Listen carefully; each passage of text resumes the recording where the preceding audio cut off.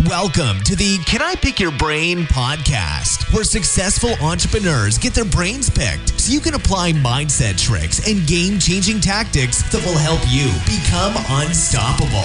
Now, here's your host, Daniel Gefen.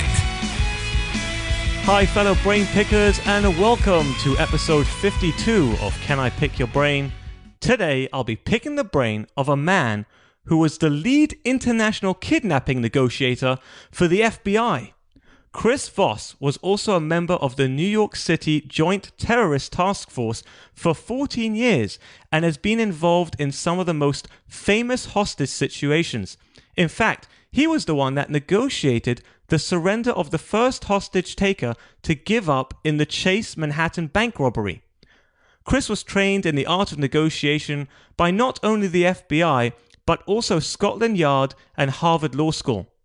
He is now teaching business negotiation at the University of Southern California and has recently published a groundbreaking book called Never Split the Difference: Negotiating as if your life depends on it. Chris, welcome to the show, and thanks for letting me pick your brain. Daniel, thank you very much. It's my pleasure for being here. This is going to be fun. I'm looking forward to it. Yeah, this should be a lot of fun, especially because I always thought I was the best negotiator in town. You got me on your show. Yeah, I know, I did, right? Now, the thing is, Chris, is I normally start the show with saying, "Hi, Chris, welcome to the show, and can you tell us a little bit about your background? What's your story? How did you grow up?" But I feel like I'm tempted to skip all that and just get right into the bank robbery. You know what I mean? Like, that's cool. I mean, we can get to your background soon, but I feel like people are listening to this going, "What? Hold on a second. He negotiated in a hostage takeover in a bank? Let's get into that, man." Right?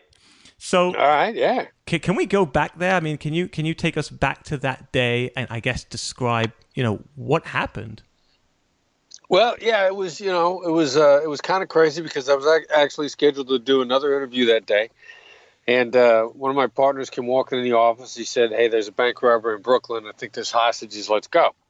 Well, what date was this? I just want to get an idea of what's the date. When was this? This was in the dark ages, man. This was in the era before cell phones and the internet. No way. This was back in 1993, the dark ages. Mm. We rode around on horses and we had buggies and six-shooters, all of that. Wore cowboy hats. Yeah. You're aging yourself now, Chris. Yeah, but, it was, what kind of a day was it? It was a day like any other day. Other than there was no instantaneous communication. The problems are all the same. The human nature challenges are all the same. I would contend that, take the guns out of a bank robbery with hostages and you just got a Monday morning staff meeting with the boss. Yeah. And here in Brooklyn, the boss had taken hostages. We had a manipulative, self-absorbed, and if I were to call him manipulative again, it would be a redundancy in terms, but he was extremely calm, and he had talked. There were two other people involved in a bank robbery with him. They actually thought they were going out to burglarize the cash machine. They didn't know that he planned on taking hostages from the very beginning. So this was a clever cat. He was a clever dude. What was his name? Do you remember his name? Well, one indicator of how smart he was, his first name happened to be Chris also. Oh, that must have been confusing. Well, we didn't get his name till later on. I mean, the bank robbery had gone on for about 5 hours, and he wouldn't tell us what his name was. And it's actually, when you don't give up your name, our first name is precious to us. Yeah. And if you don't give up your name to the person you're talking to, it's a great means of manipulating the other person. Because it's hard to establish a bond with someone who won't give you their name. And he wouldn't give us his name. He tried to disguise his voice. He actually taught me one of my first lessons in business negotiation, in that if you're talking to a guy who keeps claiming there are other people involved, they can't make a decision, they actually actively make themselves look powerless. Yeah. You are talking to an influential guy. If they are in love with plural pronouns and they're always talking about, and I had one person tell me this one time, the people outside the room that are affecting the decision. And that's what this guy was. He kept telling us, I'm worried about these other guys. These other guys are more dangerous than I am. I got to go real quick because the other guys are coming. It was a brilliant manipulation technique on his part, and he never gave it up. I actually about 5 hours into the bank robbery, we had figured out who he was. And I confronted him with his name, and I let him off the hook. It was another one of my big lessons, because no, if you ask somebody a closed-ended question where you want them to say yes, if they could say no, they'll say no. So the guy's name was Chris Watts, and I said, "Are you Chris Watts?" And it was stupid on my part because he said no. I never should have asked him that like that. Right. And it was a heck of a day. He surrendered 12 hours later. We talked him out. Oh my God! So you sat for 12 hours. How were you communicating with him? We got in there. We set up in a bank directly across the street, which was too close. Say that again. You set up in a bank? Yeah, there was another bank right across the street, and it was a narrow little street. It was a section of Brooklyn that's a mixed-use commercial residential area. Okay. So the main streets, and the main street was 7th Avenue, was a broader street, and the side street, because it was right on the corner, Carroll, it was a narrow street. And this is another thing this guy did to manipulate everybody early on, because he knew, if you take a bank robbery, if you do a bank robbery and you get caught inside in New York City, in very short order, you're going to be surrounded by the 7th largest standing army in the world. NYPD, 40,000 strong. Guns that, would shoot through trucks. Snipers that would shoot you from 3 blocks away. So paint the picture for us, Chris. How many cops were there? How many snipers? What was the situation? How many hostages? There was a total of 3 hostages inside. There was 2 women and a man, a 60-year-old security guard, and 2 young ladies that the bank robbers beat up when they first took over. Okay. The combined forces of the NYPD and the FBI of New York City turned out en masse. Whoa. So, there were probably easily 300 cops and FBI agents there at a minimum. And you were the guy who basically had the only authority to speak to the what's it called, the bank robber? Bad guy. The technical term is a bad guy. The bad guy. I was trying to come up with I was going to say terrorist, but he's not really a terrorist necessarily. But yeah, I hear that. Yeah. It was a team effort, and I was actually the second negotiator on the phone. The first guy didn't get anywhere. Okay. Which is not necessarily a bad thing, because he didn't make it any worse. He caused a lot of time to go by. We got enough time to wear the other side out a little bit, and then we had enough time to find out the name of one of the guys who we thought was inside. What did he want? What did the bank robber want exactly? Well, and this was another brilliant move on his part. While he wanted to get away, what he asked for was, before we got there, and we didn't know that he did this, so before we get them on an isolated phone line, he calls the local precinct and says, "Hey, I'm one of the bank robbers in the bank, and we want to surrender." Okay. Which is a lie. Right. He says that, though, because he thinks that we'll show up very relaxed. It's less likely that somebody's going to have an itchy trigger finger if you think from the very beginning the people on the inside are going to give up, which is exactly what happened. Okay. So we show up. Command staff is half paying attention, because they think all they got to do is show up and get ready to pose for the newspapers. And as stupid as that sounds, it actually just earlier that same year, there'd been the first hijacking of an airplane in the United States in 17 years. And a Lufthansa plane had landed at JFK earlier that year. And the hijacker, once he took over the plane, said, "I want you to fly me to the United States." The plane was not supposed to go to the U.S. "Fly me to the U.S. and I'll surrender," which is exactly what happened. Right. And so it's not like that this wasn't without precedent in New York City. Right. So, this guy is much smarter than that. He's a manipulative guy. So he knows that if he calls a local precinct and says, I want to give up, everybody will relax. So we get there, and what he says, all right, here's my surrender plan. He says, put a van out front. Myself and my co-workers, so to speak, my colleagues, the bad guys. Yeah. Us and the hostages are going to jump in a van, and we will drive to the precinct to surrender. And that was his proposed surrender plan. Now, that ain't a surrender plan. That's an escape plan. He wants a set of wheels, and he's going to make a run for it. Right. But by the time we've set, 2 hours after the bank alarm goes on is when we set up the negotiation. So, again, you've got commanders that are half paying attention. They're not paying attention to his surrender plan. The only thing they paid attention to was the guy who wants to give up. So, he was a great tactician. He knew what he was doing from the very beginning. So when you got on the phone with him for the very first time, what's the first thing you said to him? Well, I get on the phone and I go into my late night FM DJ voice. Why? It's very calming and soothing. Because I know there's a part of your brain, we've all got mirror neurons in our brain. And I can flip an emotional switch in your brain with my tone of voice.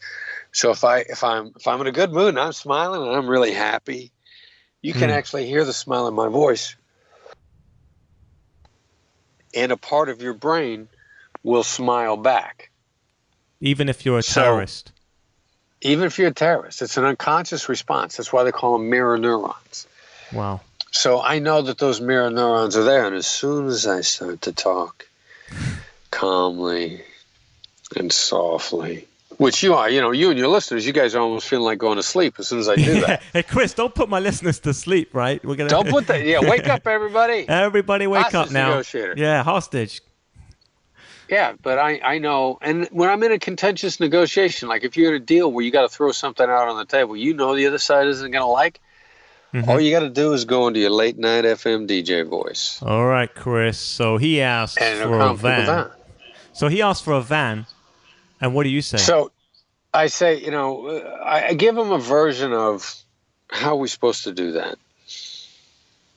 What do you mean how you're supposed to do that? I want a van. Get me a van. How hard is it for you to get me a van? Right. And so that's actually the perfect response. Right. Because what you don't do in any situation is often more important than what you do. And what you didn't do when I said that and what he didn't do is he didn't hang up. So in other words, you're saying that your number one goal is to keep me on the phone. Keep me on the phone and actually make you feel in charge, because a good how question to the other side feels very deferential, but it actually burdens the other side. And what I'm trying to do is now I'm trying to very intentionally wear this guy out and make him feel in charge simultaneously. And that's what we got to do. That's what you do in any contentious negotiation. Control Donald Trump. We had Donald Trump on the phone. I'm so glad you brought him up. Today, guys, it's election day, and guess what? Chris Voss is going to tell us how. I'm going to give you a little test here, Chris. You ready for this one? Yeah, I'm ready. All right.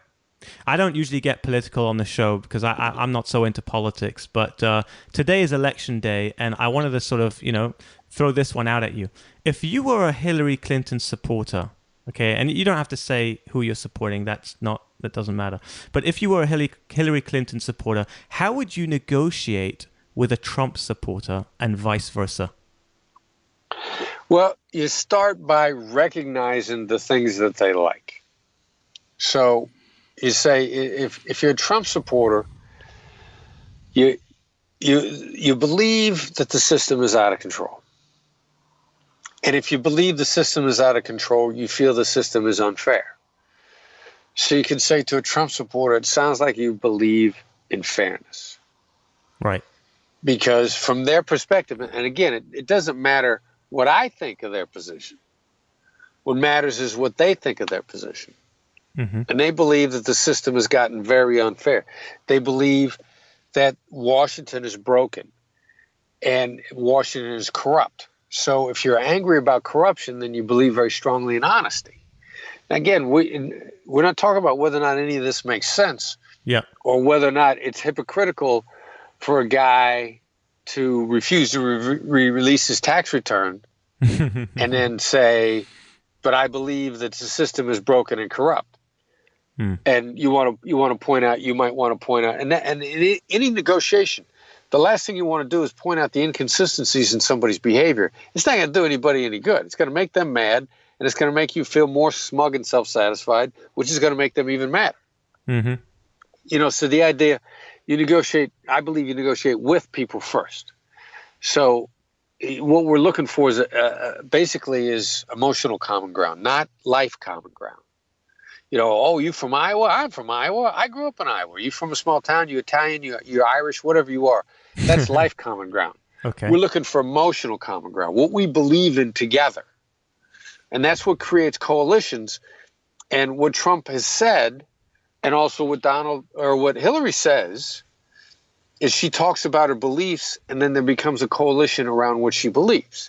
Because if you're looking to point out hypocrisy, if you think Donald Trump and Hillary Clinton are the only hypocritical politicians in the United States, then you're living in a fantasy world. Right. So it's the beliefs that they want people to resonate about. So what are the beliefs? If you believe in Donald Trump, you believe that America has values. You believe that those values, it sounds to me, I'd say to a Trump supporter, it sounds to me like you believe that the values of the United States are not being adhered to. They're not being followed. The system is broken, that the values have been trampled on. And that will startle someone. That would startle a Trump supporter, which means they want to hear you say more, which now you've got them. Okay. When the other side wants to hear more, when they're so startled in a pleasant way, they're startled into listening to you because you've caught them off guard. That's how you get started. You startle them. So that's step one. So step one is basically getting them to listen to what you're going to say next. In other words, going back to the bank robbery, your question of, well, how do you propose we get the van is now doing two things. One is you're startling him because you're like, oh, hold on. You're going to get me a van. You're on my side here. And number two is you're also giving him control in the sense that you're saying, what can you help me? Can you tell me? And so that's step one. What would be step two? Well, then actually, what you want to do is you want to trigger them making you a good offer. Okay. And you trigger a good offer from the other side if there's one to be had. And I'll tell you what you have to get them to say.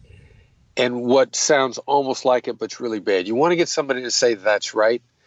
And most of the time we're fishing for your right. And your right is fake agreement. Your right is as bad as a counterfeit yes. There's three kind of yeses. There's commitment, there's confirmation, there's counterfeit. And your right is a counterfeit agreement. Your right is what a husband says to his wife when he wants her to stop bothering him. When he wants to go back to watching a ball game. Right. When he does whatever men do that annoy their significant others. Mm-hmm, yeah. And there's no shortage of things on that list. Now, we don't intend to change whatsoever. So when someone starts giving us a hard time about it, we look at them and we say, you're right. And they stop giving us a hard time because it was a fake agreement. But what you really need to get somebody to say is that's right. And that's right is what we say when we believe something is the complete truth.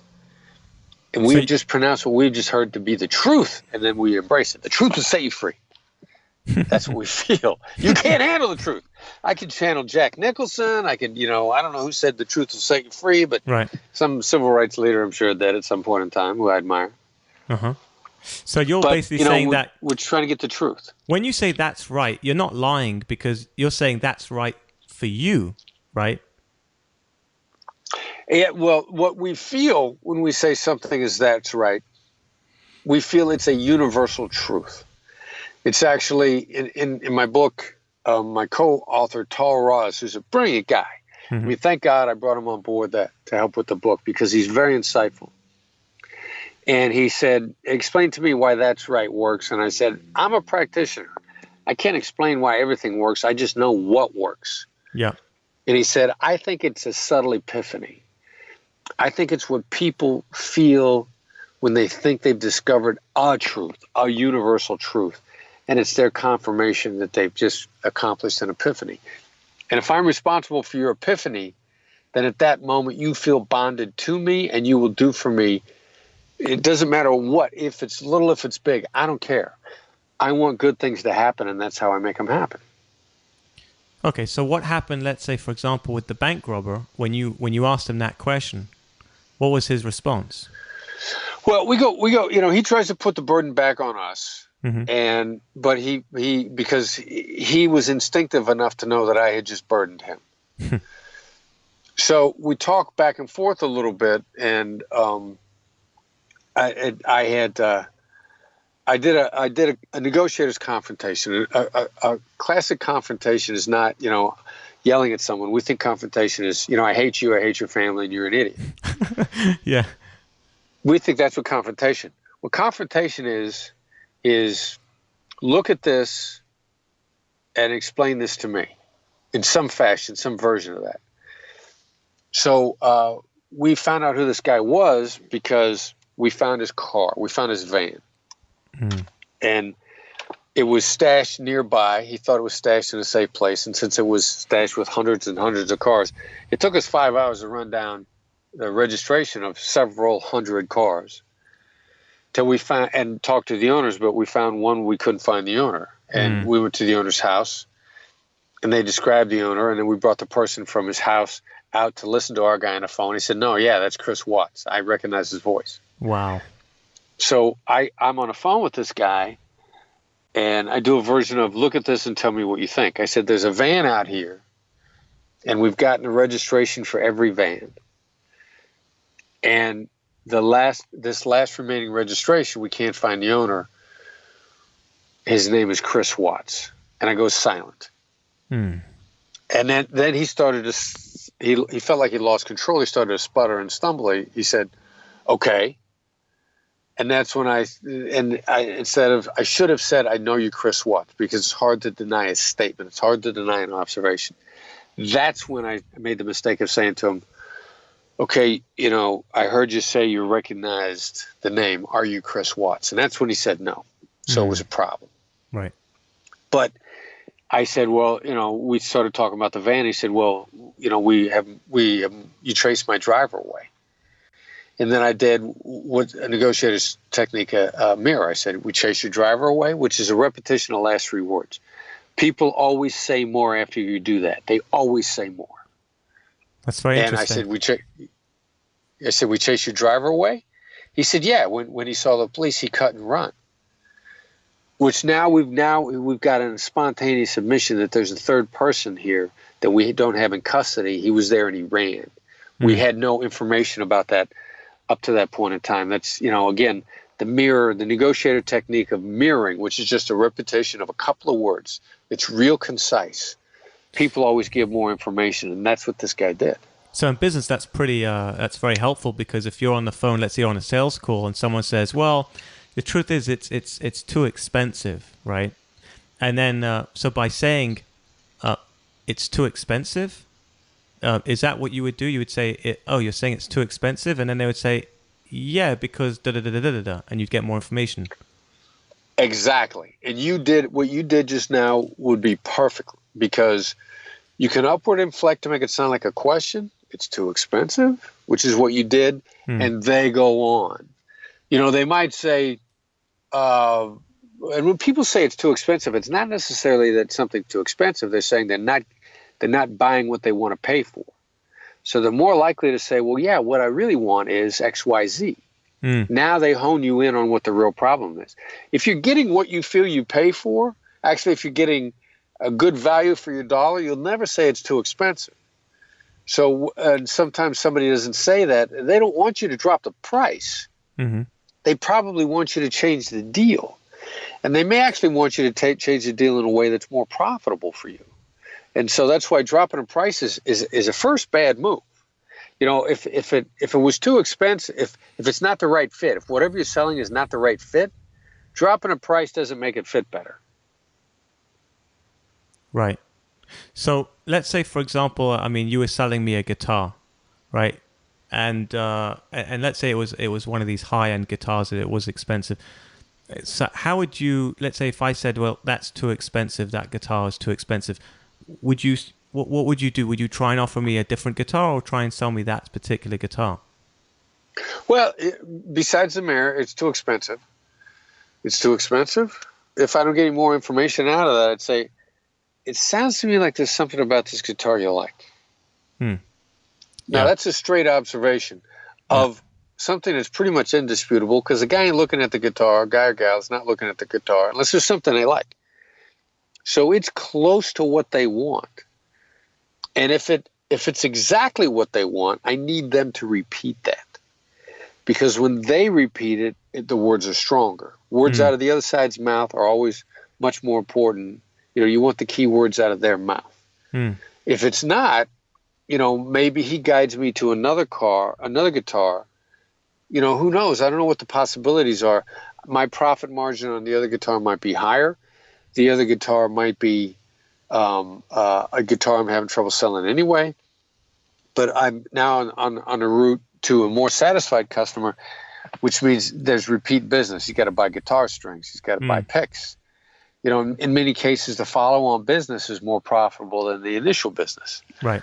So I need that fit, so that I get a satisfied customer that now gives me this business has, like, as they say, a nice long tail now. You know, I continue to make money off this guy. Right. So going back to the bank robbery, now you've asked him the question, you've mirrored him. He's now told you about this third guy who's the driver. What now? What's the next step? Well, my first guy gets completely rattled. Now, there's two bank robbers inside at the time. One of them has been tricked into this robbery. Yeah. And so I go back. I gotta keep him in feeling like he's in control. And what I do is I say, when we first started talking, you guys were talking about surrendering. I said, what's stopping you from coming out now? Now, what I'm trying to do is I'm trying to go on to a full-on confrontation with this guy without making him more angry and more dangerous, because we have hostages inside, and we don't know the extent of the armament inside. So we have to assume that they're well-armed. The hostage takers are well-armed, and a hostage is, with the wrong word, we could get somebody killed. So I got to burden this guy in a way that I know is not going to escalate. And it's either a how or a what question. And now I'm hitting with a what question. You know, instead of saying, why aren't you coming out? Or why don't you come out? Because why is an accusation, and why always makes people mad. I got to say, what instead of why don't you come out, I got to say, what's stopping you from coming out? Why? Can I ask you a question, Chris? Why didn't you phrase it, what can we do to help you? Or something like, what can we do to make the situation better for you? Or what can we do to help you get out? Why did you say it like that? Because since he's already told me he wants a vehicle in the way he wants it, if someone has asked me for something and I basically say no, and then I say, what can I do to help you?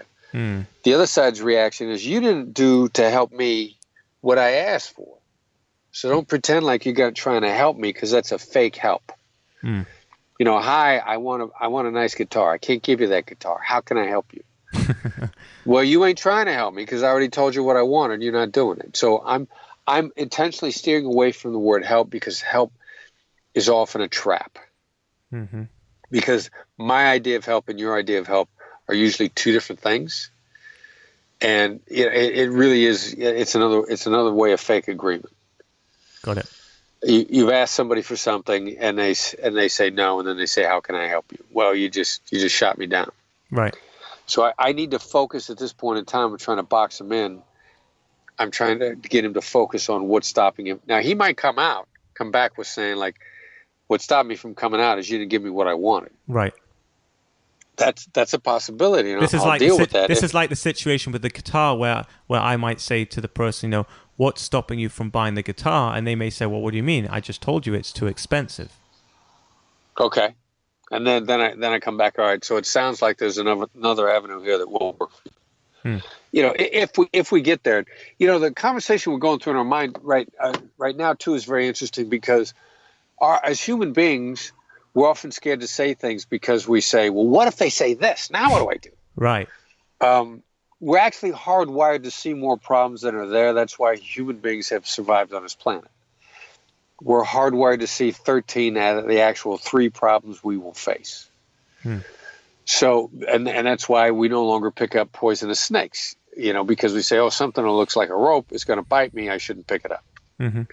We see as human beings, and that caveman instinct is still in our brain. It's called the amygdala. So we always see more problems than are there. Right. So what you need is a communication technique that probes those problems where if it's a negative reaction, the negative reaction will be minimal or non-existent.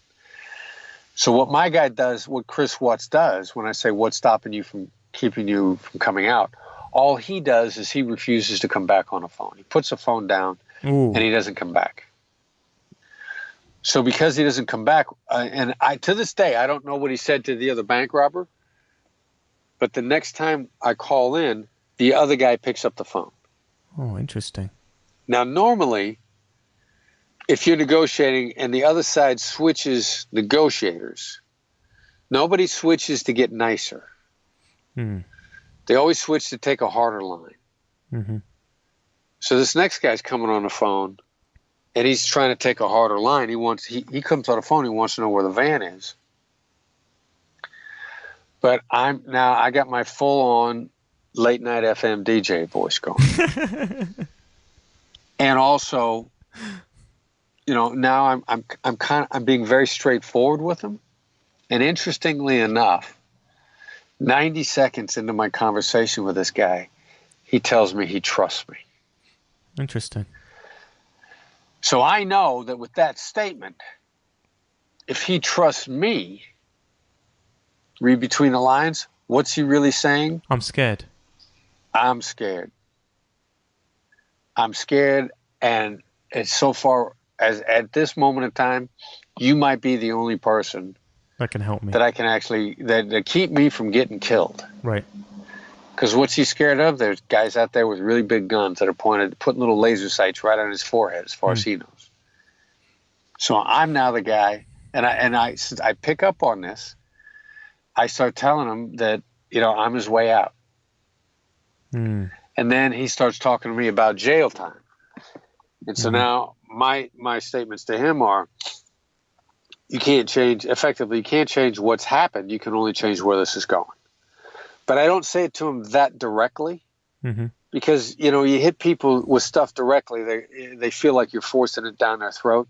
Yeah. They'll get to it quicker if you let them get there. I'd like to say the shortest distance between 2 points is not a straight line. Right.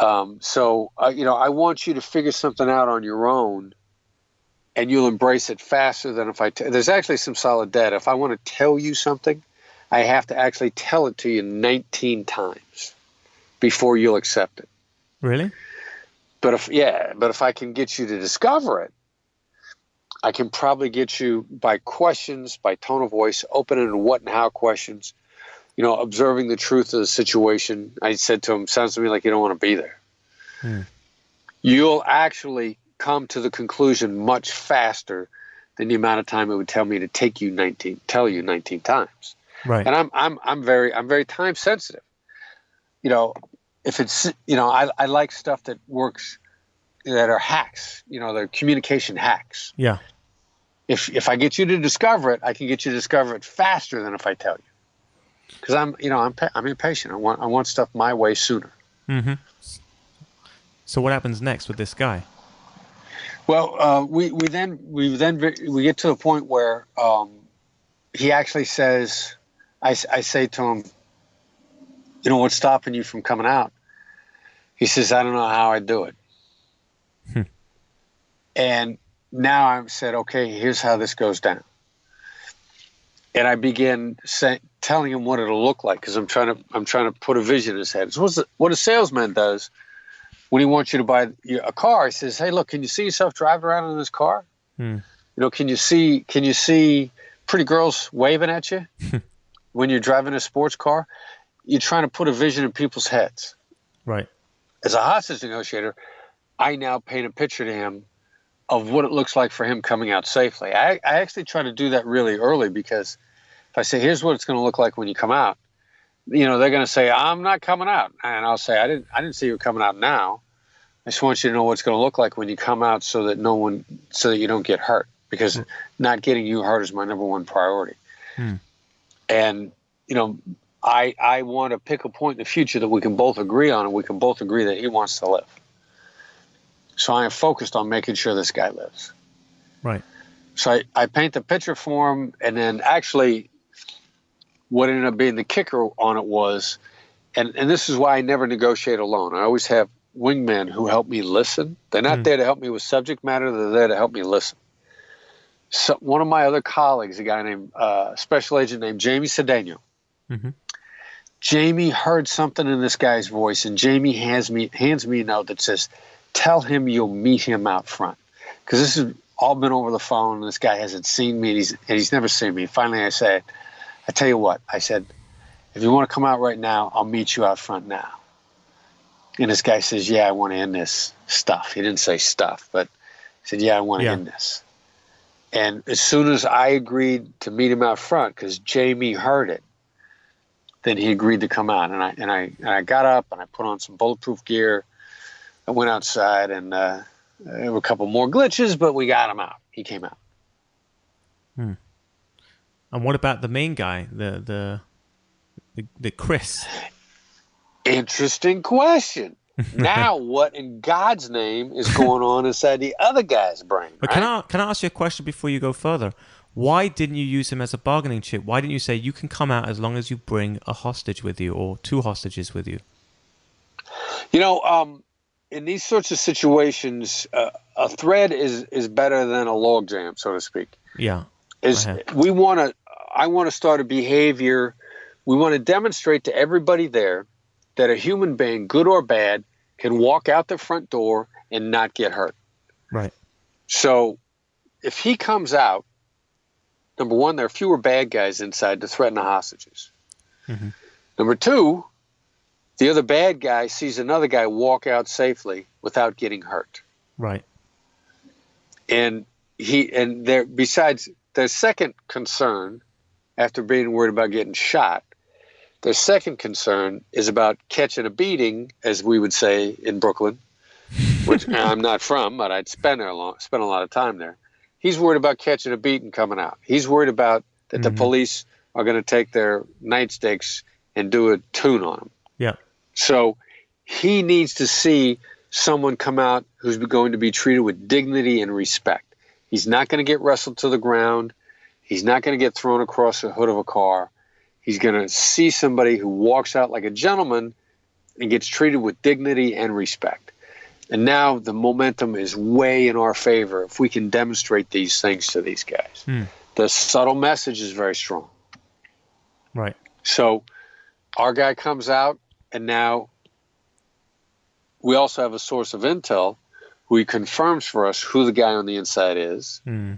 He confirms for us how many people are inside, where they are, what kind of condition they're in, and confirms for us a certain mindset of our remaining guy. Okay. And now we get back on the phone with our remaining guy, and it's just a matter of wearing him out. And then, so what happened? How long did it take to wear him out? Well, he's still got 3 hostages inside, and he's still trying to figure out a way out, and he's trying to buy time. So interestingly enough, while we're working on him to surrender in order to regain control of the situation to make sure he doesn't get shot, he spontaneously agrees to give up a hostage. Because after all, he's got 3, so he's got spares. So out of the blue, he offers to let a hostage go. In hindsight, I now know he knew this was buying him time. He's still a very manipulative guy. He figures as long as the handcuffs aren't on me, until they're actually on me, I got a shot at figuring this out. And in buying time, the other thing that he did was, there was a movie, Martin Lawrence did a movie a long time ago where he was a jewel store thief, I think, and he hid a diamond in an air duct in a jewelry store, and then he escaped, figuring he could get back to the diamond. Yeah. Well, this guy, what he does is, because the bank was under construction in the basement, he takes and he hides up several tens of thousands of dollars. I don't think he quite hit $100,000, but he probably hit 50, 60 grand within the walls of the construction. Nice. And then he made another pile of money on the floor, and he burned a bunch of the money. So he's trying to make it look like he burned all the money, but he's actually hidden it. I got it. Yeah. Very smart. Very smart. I love this guy. No, I hate him, but I love him.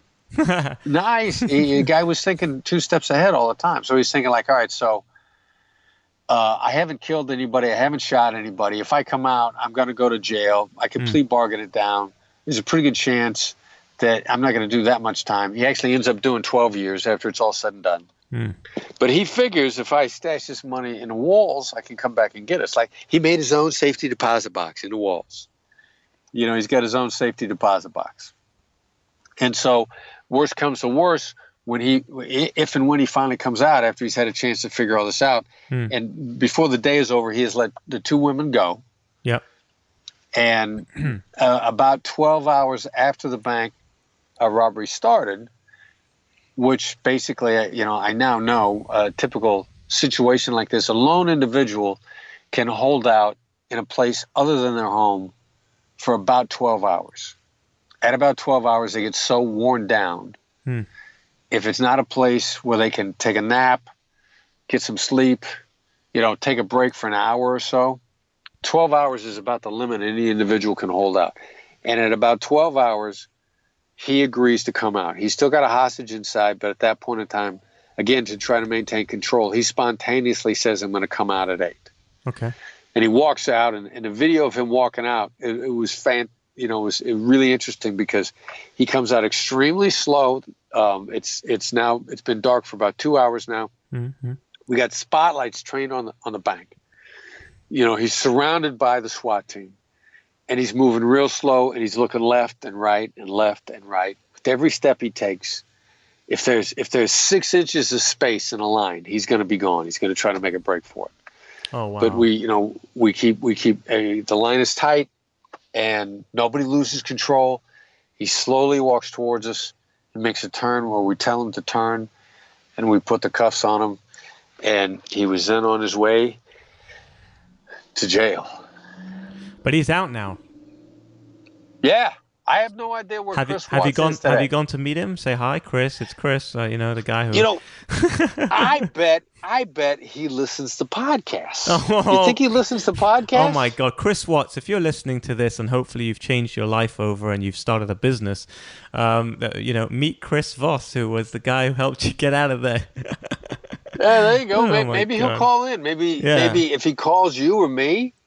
You'll have us both on as guests someday. What do you think of that? Who knows, right? But I tell you one thing, Chris. If you're on the line, Chris Watts, if the money's still in the bank there, just maybe. I'm just kidding. But Chris, I have a question for you because I'm a father of 4 children, and this is going to be an interesting question for you. But my 6-year-old boy, he is a nightmare to put to bed. So talk about negotiating. Me and my wife have tried numerous techniques to try and get him to go to bed or try to get him to listen to us. Have you got? What kind of negotiating skills would you use for a 6-year-old? How do you negotiate with a 6-year-old? Well, these skills actually, all these skills will work on 13-year-olds pretty regularly because there was a lady that sent me an email not too long ago. Her 13-year-old wanted her to buy a video game. And she said, how am I supposed to do that? And immediately he offered to pay half. So somewhere between 6 and 13, I'd mirror with a child like that. I'd use a lot of mirroring, the stuff that wears them down. Mirroring wears them down.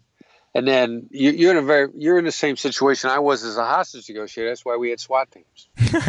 Yeah, I can't get SWAT teams on my 6-year-old though. How funny! Well, either you or your wife, one of the two of you, have got to be the SWAT team. That's a bit freaky. You just said SWAT team, and I'm hearing like some sirens in the background there. What's going on over there? Well, they're after me. They spotted me again, and it looks like I'm going to have to leave the state again before they catch me. And by the way, are you married, Chris? There is an ex Mrs. Voss. An ex. So how is the negotiating with the wife? Any tips for the husbands on the phone, or the wives for the husbands? Any tips on negotiating with a spouse? I got to tell you, one of the biggest fans of my book is a woman who's an executive in Silicon Valley, because her fiance took some training from another member of my company, Brandon, my director of operations, and had read the book, and suddenly she liked talking to him all of a sudden. And she's like, "It's really pleasant to talk to you these days. What the heck's going on?" and she told me, once the guy stops trying to solve all my problems, I just want to tell him about my day, and he'd try to give me advice and tell me what to do and try to fix everything when I just wanted to talk. She said, "I love talking to this guy now." She's buying my book, Never Split the Difference. She's buying it for the boyfriends and husbands of all of her friends. That's brilliant. To get the guy to stop being a problem solver all the time. So what is the book? I mean, for those listening, obviously the book is called Never Split the Difference, and it's on Amazon, I assume, right? It is on Amazon. Amazon has a great price. Okay, cool. So what is the book about? I mean, it's obviously about negotiating. What are some of the key things that our listeners can gain from reading the book? It's about negotiating to have better relationships in your business and personal life, and to get what you want, which is not necessarily at the expense of the other person, and to have a great relationship and to maintain relationships and always leave somebody wanting to do business with you again. Interestingly enough, it's, do you want to be Donald Trump or do you want to be Oprah Winfrey? Now, as much money as Donald Trump is worth, I guarantee you Oprah's worth more. Why is she not president? Let's vote for Oprah. Yeah, she's too smart to be president. Right? So what are the main differences between Oprah and Donald Trump? This is a good one. Well, and interestingly enough, I've become friends with a woman who's worked as a booker for Oprah for 17 years, and we've had some conversations about her. And Oprah doesn't take any stuff from anybody. Yeah. She does not tolerate nonsense from the people that she works for or with. Now, so that means she doesn't tolerate nonsense from celebrities. And I would ask you, how many public feuds has Oprah gotten into? And the answer to that is 0. But wait a minute, how can somebody who doesn't tolerate nonsense never get into a public feud and be successful and still be the person that everybody wants to do business with? Because if you gave me the choice of whether or not I wanted my book featured on Oprah or whether or not I wanted to be involved in one of Oprah's business projects, I think she could make me more money as a colleague. Yeah. And you never hear about people who are unhappy with her because of the way she's conducted business. It's not possible that everyone has been happy with her. But the way she conducts business makes people want to continue to do business with her. And that's why I admire her in so many different ways. Very interesting. So what would you say are some of the tactics, I guess, that she uses to avoid conflict with other people? Well, if somebody's doing something that's counterproductive and you want to say, what's the matter with you? You're being an idiot. Yeah. I know for a fact Oprah has said, in protecting who you are and what you stand for, this behavior is not helping you. Interesting. And that's the way she gets people to stop doing stuff. Right. She respects the person, and she, very much like I talked for earlier, she holds stuff up in front of people and says, take a look at this. This is not helping you. This behavior is counterproductive to what you're doing. And I know that she has in fact said things like that to people who were being difficult. She doesn't call them names. She compares it to where they're going in their life. And points out to them how what they're doing is not going to get them where they want to be. And that's how actually, you're helpful to people. You're on their side. You're seeing how they see things. And it's a tremendously effective way to hold bad behavior up to people and say, look, you can do this if you want. But it doesn't seem to be in keeping with what you said you wanted. It's very interesting because it reminds me of a chapter in the book, the 7 Habits of Highly Successful People. by Stephen Covey. So I think the third is seek first to understand before being understood. Right. I think that pretty much sums it up, isn't it? It's just in every situation, like in a negotiation with a bank robber, or whether it's with your wife, or whether it's with the 6-year-old, or whether it's with a guy on the phone who you're trying to sell something to, seek first to understand where they're coming from and what they want before being understood. Meaning, I feel like everybody wants to be understood. That's all we want. We all want to be understood, right? So I want what I want, and you want what you want. But if we both keep wanting what we want, nobody's going to get anywhere. But if I say, well, you know what, I'm going to put aside my desires and my understandings and my, want to be understood, and I'm going to first try to understand you, then I'm going to be a lot more successful.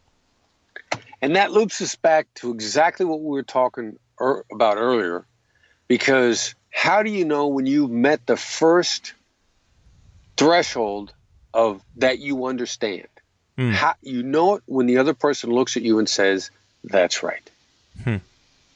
You've just achieved the goal that Covey set out for us. Seek first to understand. How do you know when you understood? The other side looks at you and they don't say you're right. They say that's right. Now you're getting someplace. Wow. That's very cool. Wow. I could go on for hours here, Chris, but unfortunately the show is a specific amount of time. But Chris, what about if my listeners want to get in touch with you, and how do they get in touch with you? What's the best way? Best way is to text "That's Right," THATSRIGHT, no punctuation, no spaces. Text that to 22828. Text "That's Right," no punctuation, no spaces, THATSRIGHT to 22828. And that will sign you up for our complimentary, completely free, twice a month negotiation newsletter. Short, easy to read articles. Shows you where you can get the book at the best price. If you want the book, continues to give you free information and keeps you in touch with different training sessions we're doing and the different negotiation courses that we teach and how you can get better at negotiation. Amazing. Chris, this has been absolutely fantastic. Thank you so much for letting me pick your brain. Thank you to all my fellow brain pickers. I'm looking forward to the day when I'll be picking your brain. You've been listening to the Can I Pick Your Brain podcast. Inspiration without perspiration is like a tiger without teeth. So, to put these ideas into action, head over to danielgefen.com.